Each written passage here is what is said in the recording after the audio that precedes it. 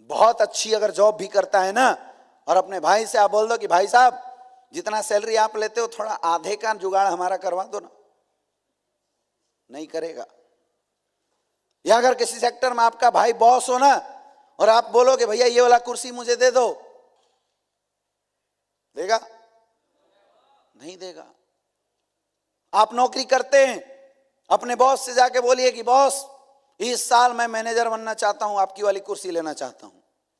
अगले दिन से वो जुगाड़ भिड़ा के आपको वहां से एक्सपेल करवा देगा, निकालने का काम कर देगा। है या ना? एक मां की पेट से पैदा लिए दो भाइयों ने 2 दुकानें खोली बगल बगल में जूते का। अगर बड़े भाई के दुकान में कस्टमर जाते हैं, छोटा भाई कभी नहीं चाहेगा कि कस्टमर मेरा दुकान छोड़ के उसके दुकान में जाए। गला काट प्रतिस्पर्धा है मार्केट के अंदर, है नहीं है? है नहीं है? और हम नेटवर्कर, यहां एक बंदा ला के मुझे बोलता है कि सर मुझे भी क्राउन डायमंड बनना है। मैं गले लगा लेता हूं, बोलता हूं चल आज बैठ के प्लानिंग करते हैं, आने वाले 1 साल के अंदर तू क्राउन डायमंड बनेगा।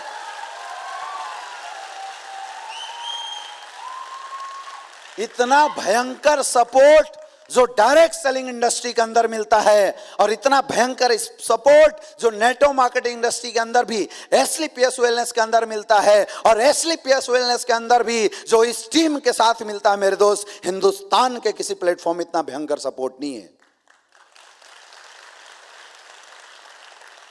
इस हॉल में 1000 लोग बैठे हैं। मेरा आपसे प्रश्न है, क्या आपके बाप दादाओं ने आपसे कभी बोला कि बेटा तू 1000 करोड़ का मालिक बनेगा?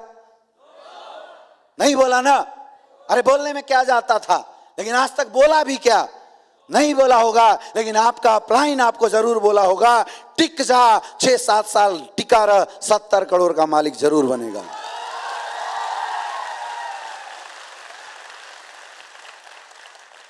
कितनी बड़ी अपॉर्चुनिटी है यार, सोच के तो देखो, सोच के तो देखो। तो क्या यह प्लेटफॉर्म हल्के में लेने लायक है? तो आप हल्के में क्यों ले रहे हैं?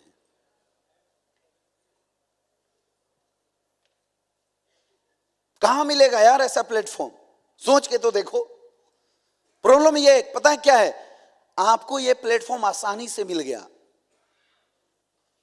और जो चीज इंसान की जिंदगी में आसानी से मिल जाती है ना, इंसान उसका कदर नहीं करता है।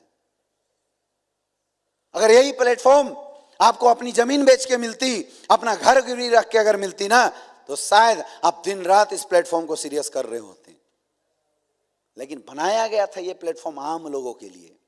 ये प्लेटफॉर्म बनाया गया था मिडिल क्लास के लोगों के लिए, जो इन्वेस्टमेंट नहीं कर सकते हैं, जिनके अंदर उतनी तगड़ी टैलेंट नहीं है मार्केट में compete करने वाले। ये प्लेटफॉर्म बनाया गया था मेहनती लोगों के लिए, इसलिए प्लेटफॉर्म ने पैसा नहीं मांगा। तो गलती है क्या प्लेटफॉर्म की? लेकिन हम इसको ड्रॉबैक बना के बैठे हुए हैं। इस प्लेटफॉर्म की ताकत, इस प्लेटफॉर्म की असली औकात को भूल रहे हैं हम। कितना पावरफुल है ये प्लेटफॉर्म। सफल होना है, इस प्लेटफॉर्म की इंपॉर्टेंस को समझना पड़ेगा मेरे दोस्त। जो नहीं समझ रहा है वो पछताएगा, वो पछताएगा, क्योंकि मौके हर बार नहीं मिलते। बिहार के अंदर एक पंडित जी हुआ करते थे, थोड़ा कहानी भी सुना देते हैं, मजा आएगा। बिहार में एक पंडित जी हुआ करते थे, और भगवान के पक्के पुजारी।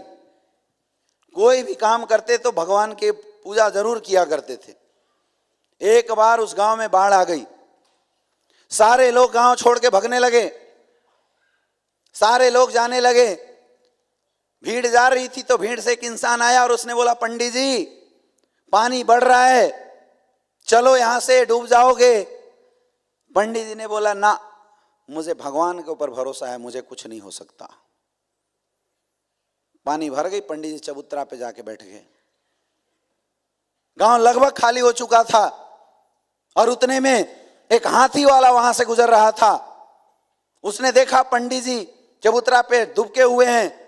उसने बोला, पंडित जी बारिश रुकने का नाम नहीं ले रहा है, चलो आ जाओ हाथी पे, निकल चलो, नहीं तो डूब जाओगे। पंडित जी ने बोला, ना, मुझे भगवान के ऊपर बहुत भरोसा है, मैं तो डूब ही नहीं सकता।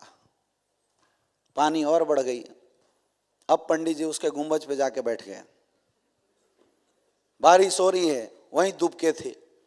तब तक राहत कोष के लिए एक हेलीकॉप्टर वाला आया और उसने देखा पंडित जी ऊपर दुबक के बैठे हुए हैं, पकड़ के दोनों हाथों से। वो नजदीक हेलीकॉप्टर लेके गया, रस्सी फेंक के बोला, पंडित जी आ जाइए हेलीकॉप्टर पे, पानी और बढ़ने वाला है, कहां आप फंसे हुए हो, पूरा गांव खाली हो चुका है, पूरा दूर दूर का एरिया खाली हो चुका है।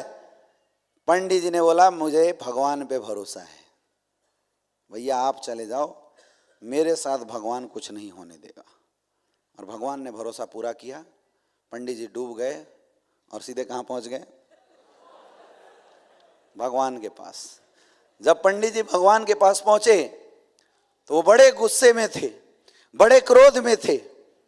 बोले, भगवान मैं आपको इतना मानता था और आपने क्या हश्र किया, लोग क्या सोच रहे होंगे मेरे बारे में। आपने मुझे बताइए जीते जी मार डाला, मैं बहुत भरोसा करता था।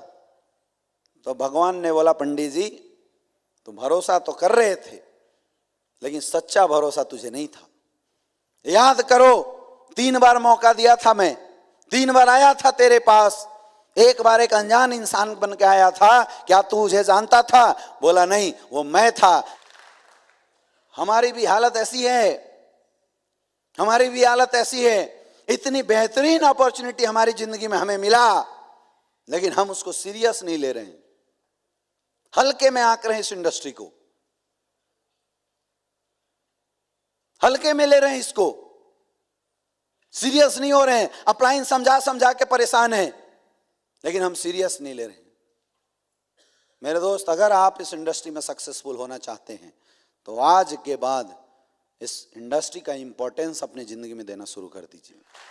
समझ में आई बात? समझ में आई बात? जब आपकी लाइफ में इस इंडस्ट्री का इंपॉर्टेंस आपको समझ में आ जाएगा ना मेरे दोस्त, तभी ये इंडस्ट्री आपकी जिंदगी में प्रायोरिटी बनेगी। जो इंसान अपनी जिंदगी में जिस चीज को प्रायोरिटी देता है वो चीज उसको बड़ी आसानी से मिल जाती है। एक मां अपनी जिंदगी में सबसे ज्यादा प्रायोरिटी उस बच्चे को देती है जिस बच्चे को उसने अपने शरीर से पैदा किया है। यही वजह है कि मां अपनी पूरी ताकत, अपनी पूरी ममता झोंक देती है उस बच्चे के पालन पोषण करने में। कभी कोई मां अपने बच्चों को लेकर सोई हो, आप गलती से बच्चे को खींच के दिखा देना मुझे, जबकि सोया हुआ इंसान मुर्दे के समान होता है। उस मां को तुरंत एहसास हो जाता है, खींचने से पहले हाथ पकड़ लेगी। होता है नहीं होता है? किसी का बच्चा अगर कहीं गिर जाए, मां 50-100 किलोमीटर दूर भी होती है, तुरंत उसको एहसास हो जाता, महसूस हो जाता है, क्योंकि उसकी लाइफ की प्रायोरिटी है वो बच्चा।